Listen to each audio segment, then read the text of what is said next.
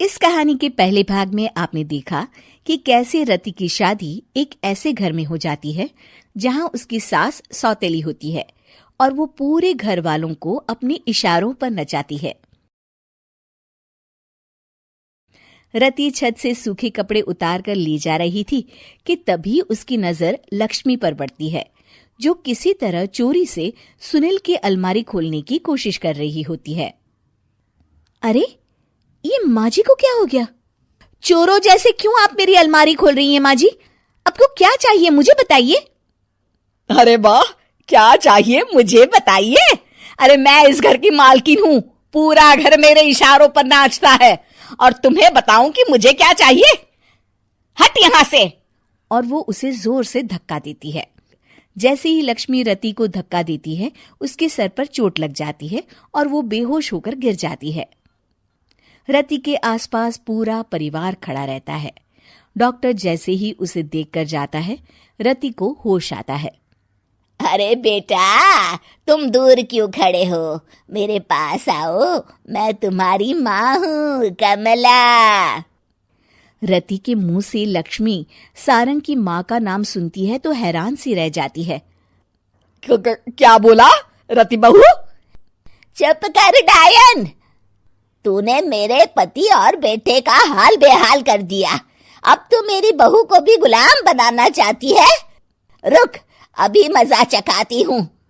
ये कहकर जैसे उसे पकड़ने की कोशिश करती है, लक्ष्मी वहां से भाग जाती है। लक्ष्मी के जाने के बाद रति अपने ससुर और पति की तरफ देखकर मुस्कुरा देती है। दोनों समझ जाते हैं कि ये रति की चाल है। अगली सुबह लक्ष्मी का पति खाना लेकर खेत में जाने के लिए निकल ही रहा होता है कि लक्ष्मी उसे रोक देती है। अरे कहाँ चल दिए खाना लेकर? आज घर का काम कौन करेगा?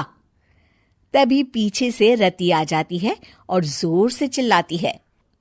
कौन इनको काम पर जाने से रोक रहा है? मैं अभी उसे मजा चखाती हूँ। जैसे ही रति लक्ष्मी की तरफ बढ़ती है, लक्ष्मी घबरा जाती है। मैं तो मजाक कर रही थी बहन। आखिर मैं कौन होती हूँ रोकने वाली? मैं तो बस ये पूछ रही थी कि घर का काम कौन करेगा? कौन क्या? तू करेगी। चल उठा झाड़ू और शुरू हो जा। लक्ष्मी पूरे घर में झाड़ू पोछा लगा रही होती है कि अचानक सामने सारंग खड़ा हो जाता है। अच्छा माँ, मैं काम पर जा रहा हूँ। रति के मामा की फैक्ट्री है, मैं वहां आज से मैनेजर के तौर पर काम करूंगा। सैलरी भी अच्छी है। अरे सारंग, तुझे क्या जरूरत पड़ गई काम करने की? और बेटा, तू बाहर काम करेगा तो इस बड़े से घर को मैं कैसे संभालूंगी? अभी तो पूरा काम बाकी पड़ा है। तभी वहां रति आ जाती है। अरे बेटा सारंग, जा, नौकरी पे जा रहा है ना, जा। और हाँ, आते वक्त घर के लिए सब्जियां ले आना। ये लक्ष्मी बैठी बैठी मोटी हो रही है, जरा काम भी तो कर ले। सारंग के जाने के बाद, अच्छा लक्ष्मी, सुन जरा यहाँ। लक्ष्मी अपनी बहू रति को सारंग की पहली माँ जो मर गई है वो समझकर उसके पास जाती है। अरे बहन, ऐसा क्या हो गया जो तुम्हें वापस आना पड़ा? मैं तो बड़े ही प्यार से इस परिवार को चला रही थी। प्यार से तो मैं बहुत साल से तुझे मजा चखाना चाहती थी, लेकिन किसी औरत का शरीर मुझे नहीं मिल रहा था प्रवेश करने के लिए। अब से ना मैं बहू के शरीर में रहूंगी। और हाँ, तूने कोई भी चालाकी दिखाई या मेरे घर के लोगों को परेशान करने की कोशिश की तो तेरा गला दबा दूंगी। लक्ष्मी रति के मुंह से ये सुनकर डर जाती है और शाम को अपने बेटे और पति के सामने जाकर कहती है, तुम दोनों मुझे माफ कर दो। मैं अब तुम दोनों को कभी परेशान नहीं करूंगी।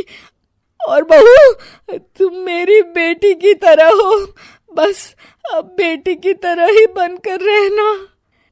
लक्ष्मी उन लोगों को इतना कहकर वहां से चली जाती है और उसके जाने के बाद तीनों एक दूसरे की तरफ देखकर हंस देते हैं।